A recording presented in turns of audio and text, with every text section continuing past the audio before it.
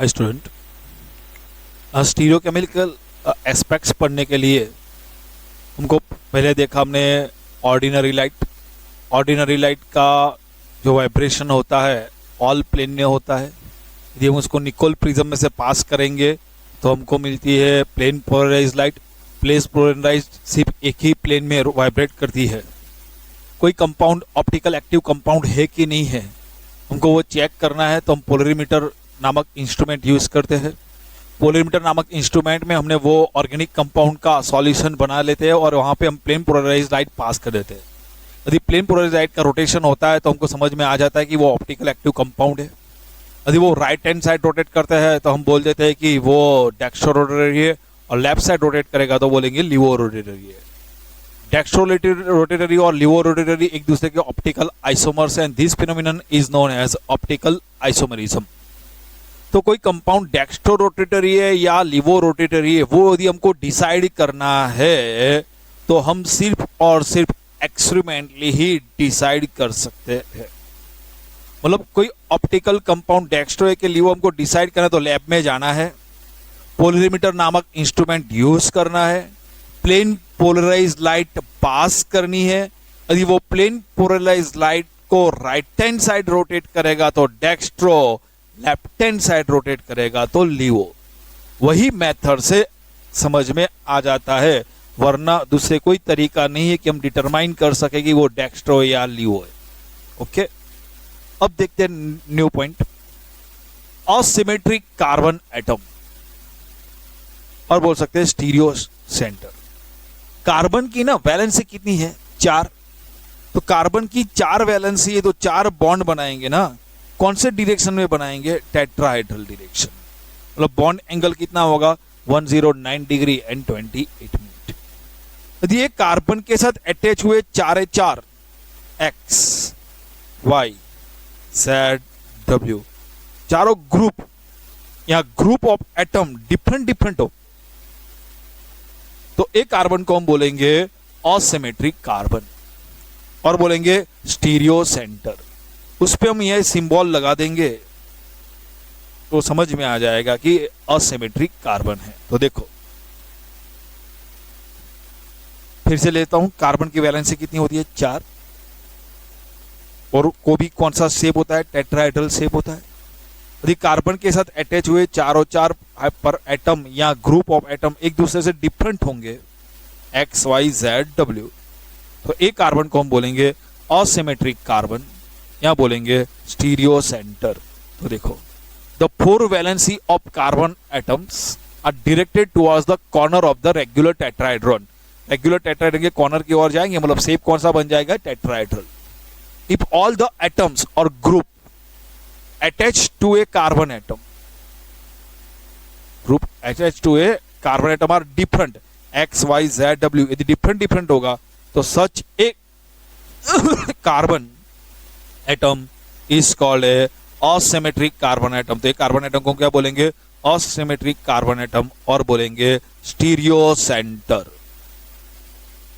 Okay, तो आप सिर्फ याद रखना है असिमेट्रिक कार्बन या स्टीरियो सेंटर किसको बोलेंगे? जो कार्बन के साथ अटैच हुए 4 हाइड्रोजन या फंक्शनल ग्रुप डिफरेंट होगा तो उसको बोलेंगे असिमेट्रिक कार्बन स्टीरियो सेंटर। इतना याद रखें। असिमेट्रिक होता है ना मॉलिक्यूल, तो वो ऑप्टिकल एक्टिव कंपाउंड है। तो asymmetry is responsible for optical activity. याद रखना, कौन से कोई ऑर्गेनिक कंपाउंड है वो, तो कौन से ऑर्गेनिक कंपाउंड में ऑप्टिकल एक्टिविटीज होगी, तो यार उसके लिए रिस्पॉन्सिबल कौन है? तो asymmetry of the molecule is responsible for the optical activity in such organic compound। एक इंपॉर्टेंट यहां से क्वेश्चन बनता है कि ऑप्टिकल एक्टिविटी के लिए रिस्पॉन्सिबल कौन है? तो याद रखना असिमेट्री। सिमेट्री हमारे सिलेबस में बहुत नहीं है। तो जो कंपाउंड सिमेट्री नहीं है उस ऐसे कंपाउंड को बोलते हैं असिमेट्रिक मॉलिक्यूल। मतलब इसमें असिमेट्री है तो वो ऑप्टिकल एक्टिविटी शो करेगा।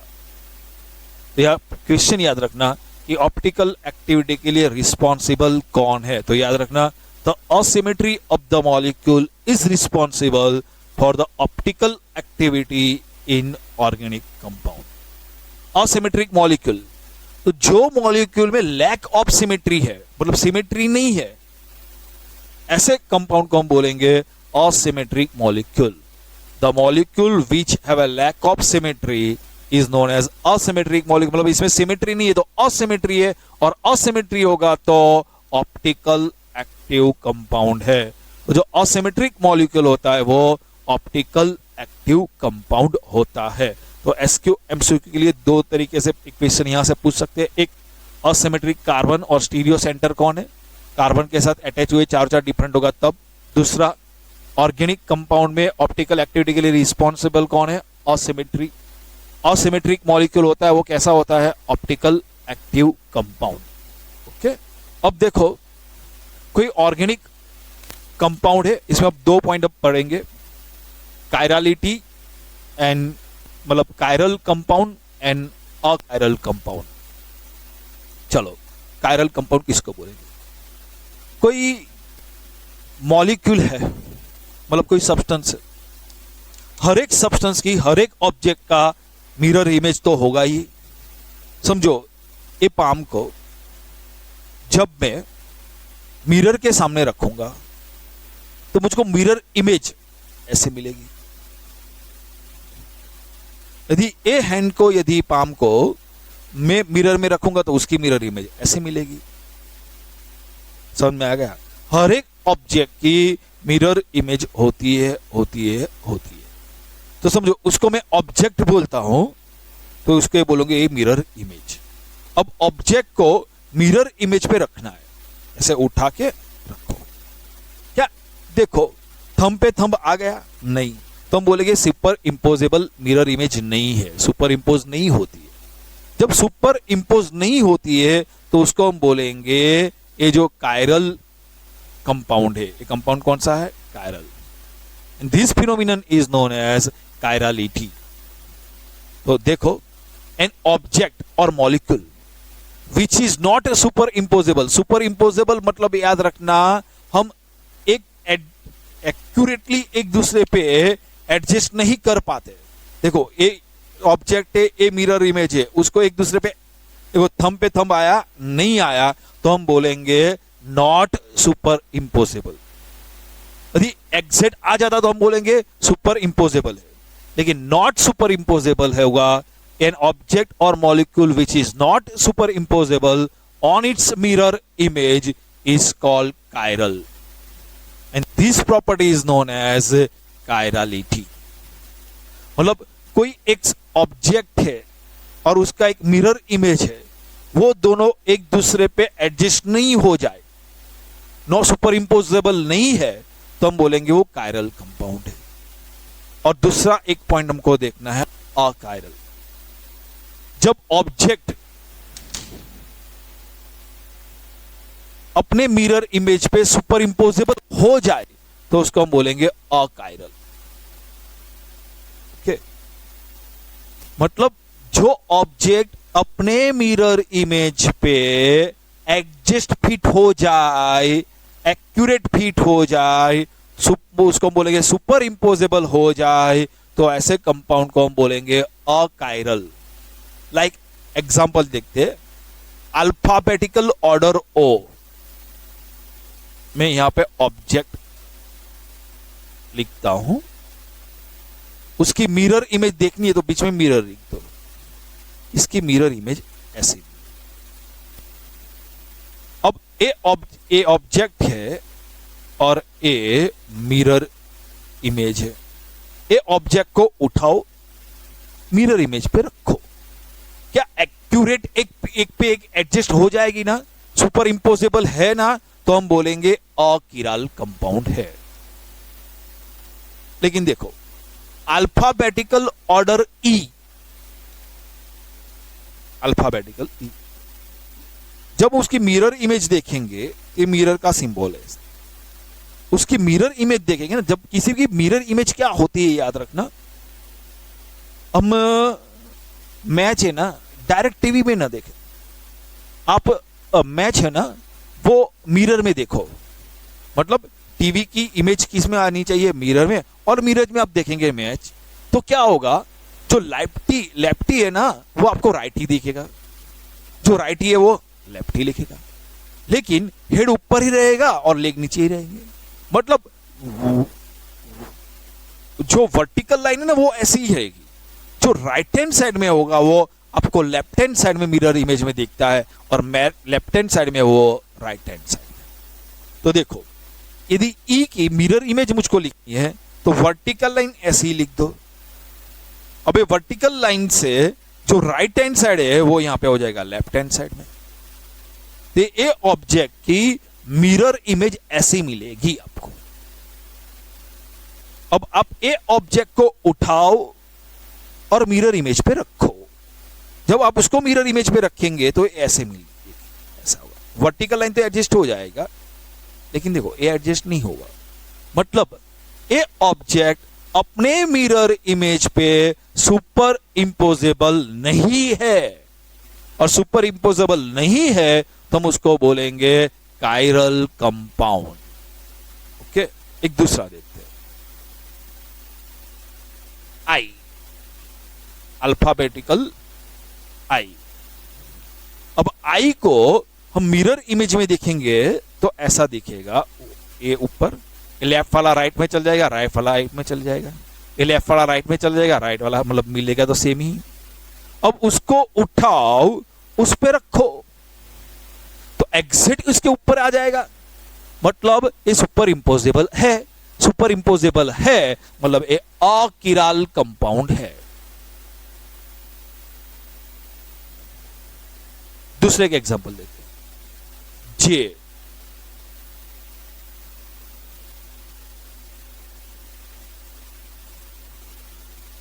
ये जे को हमको करना है, तो ये जे की मिरर इमेज कैसे मिलेगी? वर्टिकल लाइन ऐसी ऐसी रहेगी, राइट हैंड साइड वाला लेफ्ट चलाएगा, लेफ्ट वाला राइट चला जाएगा, तो ऐसा ही रहेगा। ये राइट लेफ्ट हैंड साइड है तो वो राइट हैंड साइड हो जाएगा। अब देखो, उसको उठाओ और यहां पे रखो, ये तो एडजस्ट हो जाएगा, ये एडजस्ट होगा, लेकिन ये दूसरा ऐसा होगा। मतलब ये ऑब्जेक्ट अपने मिरर इमेज पे सुपर इंपोज नहीं है तो हम बोलेंगे वो कायरल कंपाउंड है। तो आप समझ में आ गया, कायरल कंपाउंड और अकायरल कंपाउंड। जो ऑब्जेक्ट को अपने मिरर इमेज पे सुपर इंपोज नहीं होगा उसको हम बोलेंगे कायरल कंपाउंड, और जो अपने मिरर इमेज पे सुपर इंपोज हो जाएगा, एडजस्ट हो जाएगा, फिट हो जाएगा, उसको हम बोलेंगे अकायरल कंपाउंड। तो अभी जो हमने देखा था ना वो 2 डायमेंशन में देख रहे हैं। कैसे देख रहे हैं? 2 डायमेंशन में। एक और एग्जांपल दे दो आपको, ब्यूटेन टू ऑल। ओके,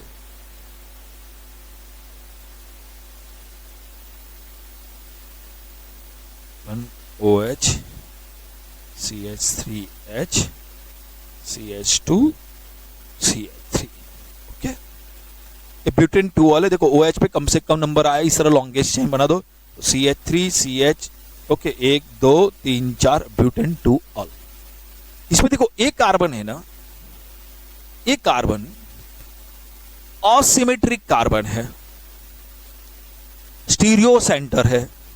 कैसे? देखो, एक कार्बन के साथ अटैच हुए, चारों चार डिफरेंट है। देखो H, OH, CH3 और इथाइल ग्रुप पूरा ले लेना, CH2 नहीं, पूरा CH2 CH3 OH CH3 और H।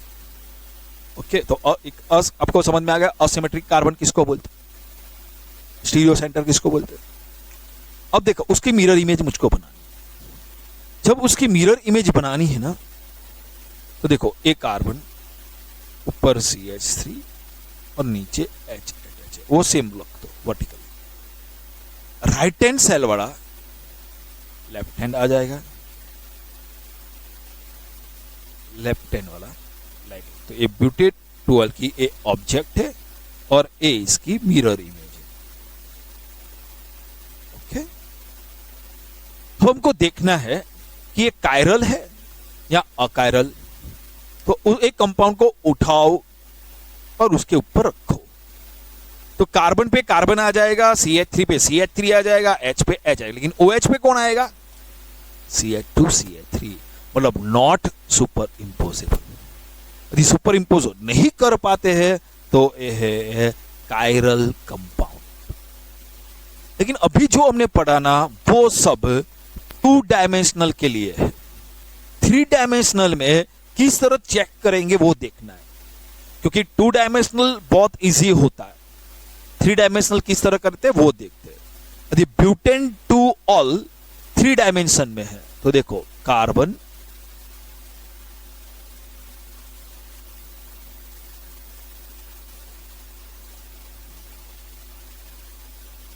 इस तरह। अब जब टेट्राहेड्रल स्ट्रक्चर होता है ना,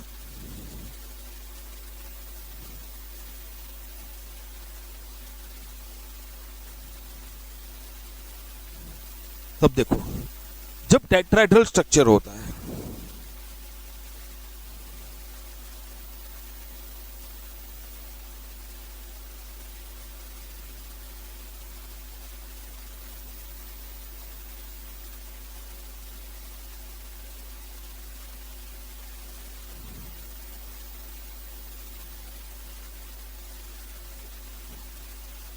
तो समझो कि ये दो एक प्लेन में है, ये दोनों एक प्लेन में है, ये दोनों एक प्लेन में आ गए। मेरी जो हैंड है ना पाम उसके प्लेन में है। तो एक एटम प्लेन के आगे होगा और एक एटम एक प्लेन के पीछे होगा। तो दो जो एटम एक प्लेन में होंगे, एक प्लेन से आगे होगा और एक प्लेन से पीछे होगा। तो मैं इस तरह आपको बता दूं तो हम अरेंज करेंगे इस तरह। देखो ये प्लेन है, एक प्लेन हो गया, तो ये जो है ना वो आपकी और है, प्लेन से आगे हो गया, ये पीछे तो एक प्लेन के पीछे होगा। तो याद रखना टेट्राहेड्रल में एक प्लेन से आगे होगा और एक प्लेन से पीछे होगा और 2 प्लेन में होगा। तो इसको यदि मुझको अरेंज करना है, देखो मैं आपको इस तरह बताता हूं कि ये जो है ना वो प्लेन के आगे वाला पार्ट है और ये जो है प्लेन के पीछे वाला पार्ट है, और ये दोनों एक प्लेन में है। तो H OH CH3 CH3 CH2। देखो 2 डायमेंशनल में क्या था, हम सिंपल इस तरह लिखते थे, तो मैंने लिख दिया एक कार्बन एक कार्बन, H और OH एक प्लेन में लिख दिए, CH3 और CH2 एक ए प्लेन के आगे है, ए प्लेन के पीछे। अब किसी को भी किसी तरह भी लिख दो। तो ब्यूटेन 2 ऑल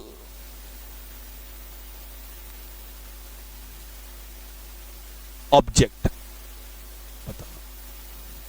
तो उसकी मिरर इमेज कैसी होगी।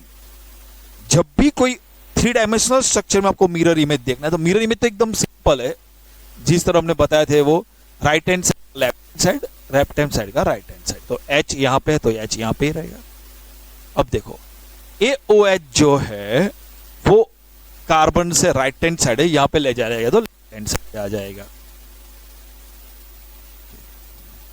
ये जो पीछे वाला यहां पे था वो यहां पे आ जाएगा, आगे वाला है ना वो। ए डॉटेड वाला यहां पे है तो वो यहां पे आ, left hand to right hand side, right hand side to left hand side. देखो H इसकी पोजीशन पे OH, CH3 यहां था वो यहां पे आ गया, CH2 CH3 यहां था वो यहां पे आ गया। ये इसकी मिरर इमेज। मिरर इमेज में क्या करना है, 3 डायमेंशनल और 2 डायमेंशनल सेम है। वर्टिकल लाइन वैसे ही रख दो, लेफ्ट हैंड साइड है उसको राइट हैंड कर दो, राइट हैंड से लेफ्ट हैंड कर दो। अब 2 डायमेंशन में हमको क्या करना था, ये सुपर इम्पोजेबल है कि नहीं है। इसके लिए हम क्या करते हैं, उसको उठाते हैं और उस पर रख देते हैं, फिर चेक कर लेते हैं कि सुपर इम्पोज होती है या नहीं होती है। यदि सुपर इम्पोज नहीं होती है, नॉन सुपर इम्पोजेबल है, तो हम बोलते हैं कायरल है कंपाउंड। यहां पर हम कैसे उसको सुपर इम्पोजेबल है कि नहीं चेक करेंगे। तो जो मिरर इमेज है ना उसको 180 डिग्री घुमाना है। फिर से समझ लेना, 3 डायमेंशन में यदि आपको चेक करना है कि सुपर इम्पोजेबल है कि नहीं है तो आप जो 180 डिग्री वाला जो मिरर इमेज है उसको 180 डिग्री घुमाओ। 180 डिग्री रोटेट करने से क्या होगा अच्छी तरह समझ लेना। पहले मैं यहां पे सिर्फ बॉन्ड लिख रहा हूं, फिर हम उसकी पोजीशन देखेंगे। Left hand to right hand, right hand to left hand. तो कार्बन एक यहां पे था, एक OH यहां पे था, वो वहां पे चला जाएगा। बॉन्ड सिर्फ देख रहा हूं। ये फ्रंट वाला CH3 यहां था, वो फ्रंट वाला यहां पे आ जाएगा।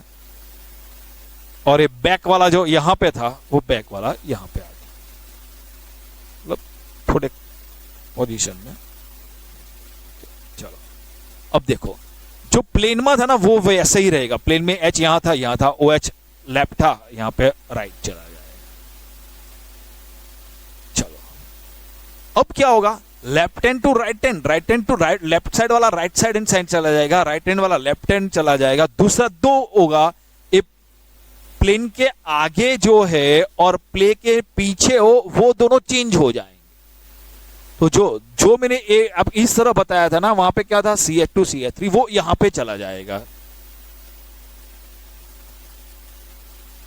और यहां पे जो CH3 थी वो वहां पे चला जाएगा। तो याद रखना 180 डिग्री रोटेट्स करने से क्या होता है। तो समझो ये जो पेन कैप है ना, देखो ये पेन कैप, ये मैंने प्लेन रख दिया। ओके, अब ये प्लेन के आगे की ओर, आपकी ओर है फ्रंट साइड। 180 डिग्री रोटेट करने से क्या होगा, पेन कैप कहां चलेगी, पीछे। तो जो बैकवर्ड, जो फ्रंट साइड थे वो बैकवर्ड साइड चले जाएंगे और जो बैकवर्ड साइड था वो फ्रंट साइड आ जाएगा। तो देखो 180 डिग्री रोटेट करने से 2 चीज होगी, एक लेफ्ट हैंड वाला राइट हैंड चला जाएगा, राइट हैंड वाला लेफ्ट हैंड चला जाएगा। दूसरा चीज क्या होगा कि जो फ्रंट है वो बैक पे आ जाएगा, बैक फ्रंट वाला है बैक साइड चला जाएगा, बैक साइड वाला फ्रंट साइड आ जाएगा। ओके, अब ए इमेज और ए इमेज को आप देखो, उसको उठा के रख दो यहां पे, तो क्या एडजस्ट हो जाएगा। देखो कार्बन पे कार्बन आ जाएगा, OH पे OH आ जाएगा, H पे H आ जाएगा। लेकिन यहां पे जहां पे CH3 है यहां पे क्या है CH2 CH3, और यहां पे CH2 CH3 है, यहां पे क्या है CH3। तो एक दूसरे पे सुपर इंपोज नहीं होगा, सुपर इंपोज नहीं होगा मतलब एक कायरल कंपाउंड है। तो 3 डायमेंशनल में कैसे समझ में आ गया। देखो एक ऑब्जेक्ट है, ए इमेज है। ओके, ओ इमेज समझ में आएगा ना, ऑब्जेक्ट से इमेज कैसे बनता है 3 डायमेंशन में। Right hand to left hand, right hand side वाला left hand side, left hand वाला राइट हैंड साइड। इमेज को 180 डिग्री रोटेट करेंगे तो क्या होगा, लेफ्ट हैंड वाला राइट हैंड साइड चला जाएगा, राइट हैंड वाला लेफ्ट हैंड साइड चलेगा। दूसरी एक सिचुएशन क्या होगी, जो फ्रंट है वो बैक चला जाएगा, बैक से साइड है वो फ्रंट साइड आ जाएगा। 2 चीज होगी यहाँ पे 180 डिग्री रोटेट पे। 180 डिग्री रोटेट करने के बाद इसको मैं बोलता हूं स्ट्रक्चर ए, उसको मैं बोलता हूं स्ट्रक्चर बी, उसको मैं बोलता हूं स्ट्रक्चर सी। अब स्ट्रक्चर ए और सी को कंपेयर करो तो देखो स्ट्रक्चर ए में जहां पे CH2 CH3 है, बी में क्या है CH3, डिफरेंट है।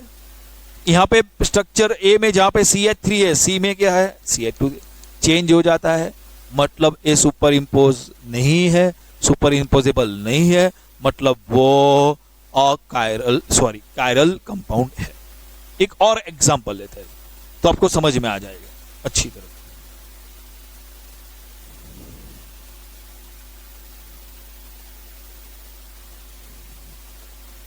Propane two all, carbon CH3 OH H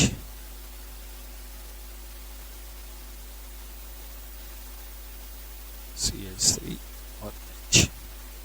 चलो ये कार्बन के साथ और OH पे कम से कम नंबर, OH पे कम से कम नंबर आई sir longest chain 1 2 3 propane two ol.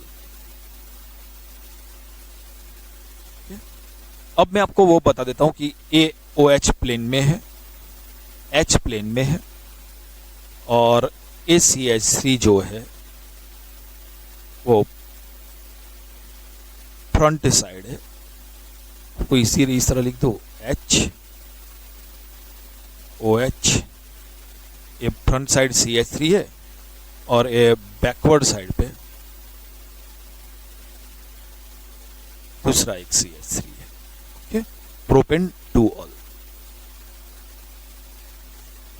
अब उसका मिरर इमेज देखना है। ये ऑब्जेक्ट है, ये ऑब्जेक्ट का मिरर इमेज देखना है। तो ऑब्जेक्ट का मिरर इमेज कैसे देखेंगे?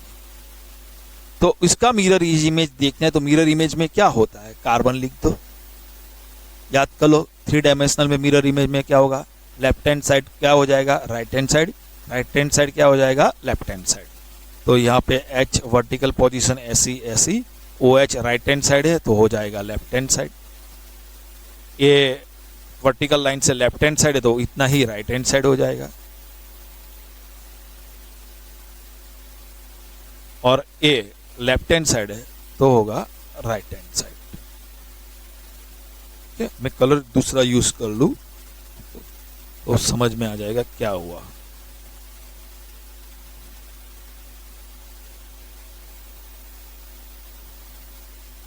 ओके, तो ये ऑब्जेक्ट है, ये इमेज है, ये स्ट्रक्चर ए, एक कंप स्ट्रक्चर बी, ये ऑब्जेक्ट का इमेज मिल रहा है। Okay, mirror image. अब एक दूसरे पे सुपर इंपोज हो सकते हैं कि नहीं हो सकते, वो चेक करने के लिए हमको क्या करना है, जो मिरर इमेज है ना उसको 180 डिग्री रोटेट करना है। जो मिरर इमेज को 180 डिग्री रोटेट करने पे क्या होगा, तो मिरर इमेज को 180 डिग्री रोटेट करने से लेफ्ट हैंड साइड हो जाएगा right hand side, right hand side हो जाएगा लेफ्ट हैंड साइड।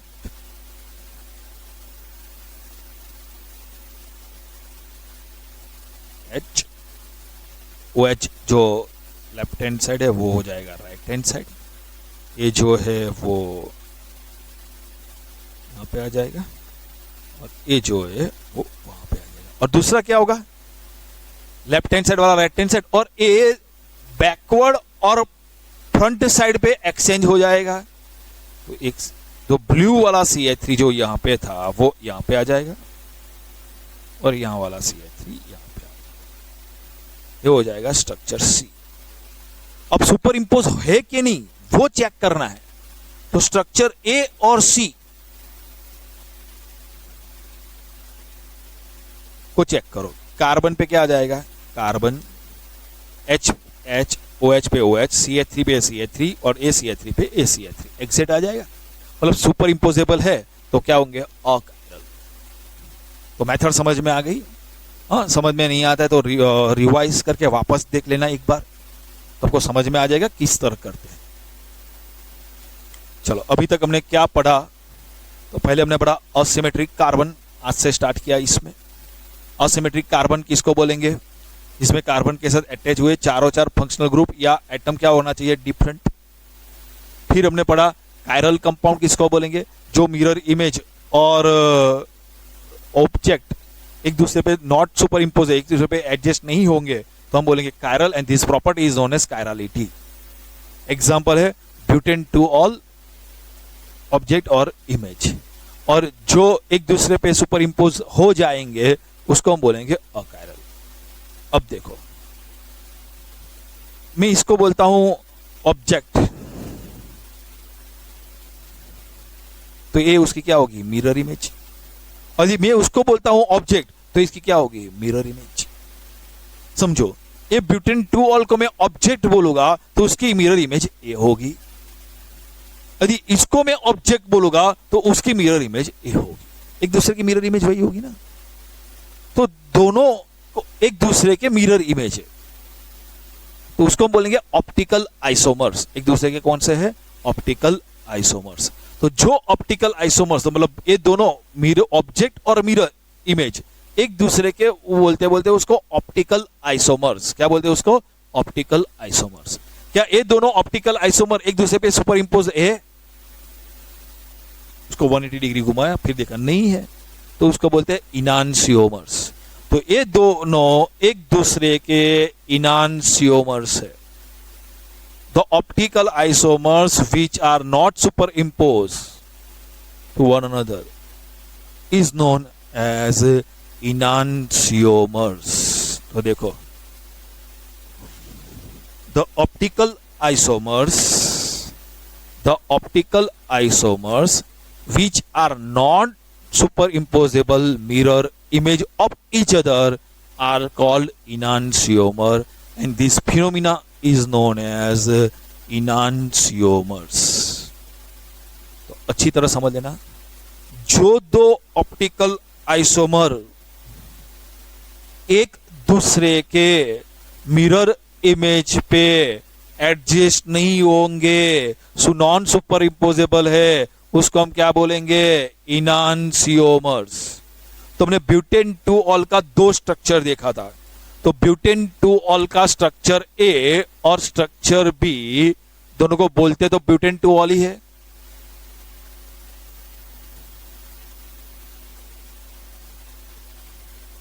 लेकिन जो स्ट्रक्चर ए है और स्ट्रक्चर ए बी है, दोनों एक, उसको ऑब्जेक्ट बोलो तो ये उसका मिरर इमेज होगा, उसको ऑब्जेक्ट बोलो तो उसका मिरर इमेज होगा, और एक दूसरे पे सुपर इंपोज नहीं है, तो हम एक दूसरे को बोलेंगे इनांशियोमर्स। ओके, इनांशियोमर्स की केमिकल और फिजिकल प्रॉपर्टी सेम होगी। तो दोनों इनांशियोमर्स की, ये दोनों की केमिकल प्रॉपर्टी सेम। तो जब हम केमिस्ट्री पढ़ते हैं ना, तो हम ये नहीं देखते ये कौन सा एक दूसरे को ऑप्टिकल आइसोमर से नहीं देखते, क्योंकि केमिकल प्रॉपर्टी सेम है, दोनों की फिजिकल प्रॉपर्टी भी सेम है।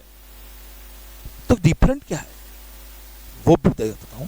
केमिकल प्रॉपर्टी सेम है, फिजिकल प्रॉपर्टी सेम है, उसका जो प्लेन पोलराइज्ड लाइट का रोटेशन करेगा ना, उसकी वैल्यू भी सेम रहेगी। मतलब ये 5 डिग्री रोटेट करेगा ना, तो ये भी 5 डिग्री रोटेट करेगा। यदि ये 10 डिग्री रोटेट करेगा ना, तो ये भी 10 डिग्री रोटेट करेगा।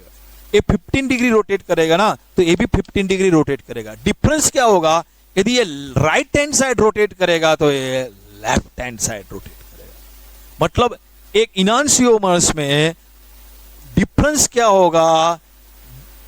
जो ऑप्टिकल प्लेन पोलराइज्ड लाइट का जो रोटेशन करते हैं ना, एक लेफ्ट डायरेक्शन में करेगा तो एक राइट डायरेक्शन में करेगा, तो एक डेक्स्ट्रो होगा तो एक लियो होगा।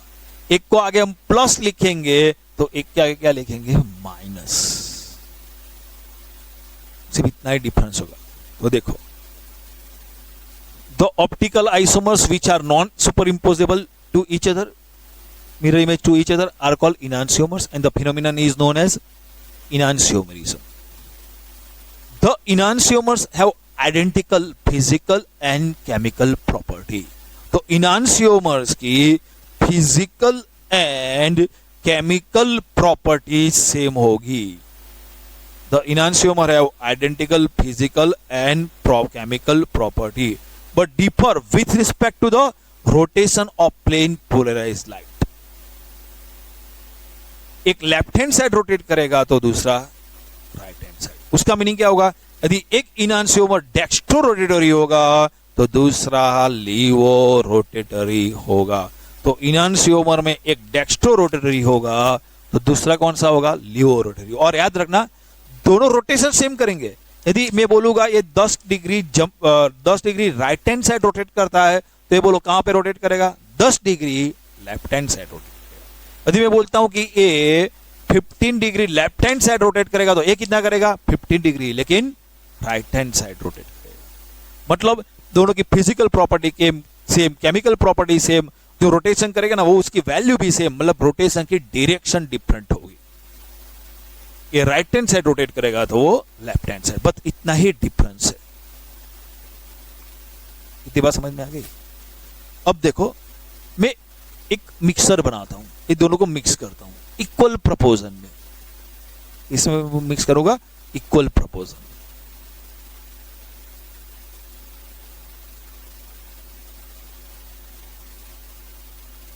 अब देने समझो, यहां पे D plus butane 2 all, L minus butane 2 all को इक्वल प्रोपोर्शन में मैंने मिक्स किया यहाँ पे, और यहाँ पे मैंने प्लेन पोलराइज लाइट यहाँ पे पास करता हूं।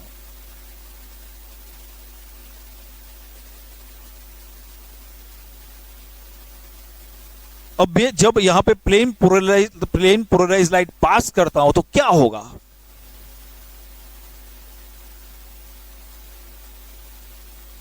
सीधी सीधी निकल जाएगी, रोटेशन नहीं होगा। क्यों नहीं होगा? समझो, यहां पे डेक्स्ट्रो और लीवो का इक्वल प्रपोजन है, दोनों रोटेशन भी कैसे करेंगे? सेम। समझो मैं यहां पे हूं, यहां पे भी मुझको अट्रैक्शन है और यहां पे भी मुझको अट्रैक्शन है। यहां वाले मुझको 1 फुट राइट हैंड साइड खींच लिया, और यहां वाले जो है वो मुझको 1 फुट लेफ्ट हैंड साइड खींच लेंगे, तो मैं कहां पे आ जाऊंगा? अपनी पोजीशन पे ही रहूंगा। तो यहां पे डेक्स्ट्रो और लीवो दोनों का मिक्सचर है, इक्वल प्रपोजन है। डेक्स्ट्रो राइट हैंड साइड जितना रोटेट करेंगे, लीवो उतने ही लेफ्ट हैंड साइड रोटेट करेंगे। तो डेक्स्ट्रो क्या करेगा? लीवो की इफेक्ट को कैंसिल कर देगा। लीवो क्या करेगा? डेक्स्ट्रो की इफेक्ट को कैंसिल कर देगा, इसीलिए ये सीधा चला जाएगा। अब मुझको बताओ, ये डेक्स्ट्रो रोटेटरी है ना, ब्यूटेन 2 वो प्लेन पोलराइज्ड लाइट को राइट हैंड साइड रोटेट करता है, ये लेफ्ट हैंड साइड रोटेट करता है, दोनों का मिक्सचर है ये, उसको हम बोलते हैं रैसेमिक मिक्सचर। इक्वल प्रपोजल में मिक्स किया, उसको क्या बोलते हैं? रैसेमिक मिक्सचर। ये जो रैसेमिक मिक्सचर को मैं इस तरह डिनोट कर सकता हूं, ब्यूटेन 2 प्लस और माइनस दोनों लिखना है, प्लस और माइनस दोनों लिखना है, डीएल भी लिखना है, मतलब डेक्स्ट्रो और लीवो का इक्वल प्रपोजन है, प्लस और माइनस फम का भी इक्वल प्रपोजन है। अब मुझको बताओ, उसको बोलते हैं हम रैसेमिक मिक्सचर।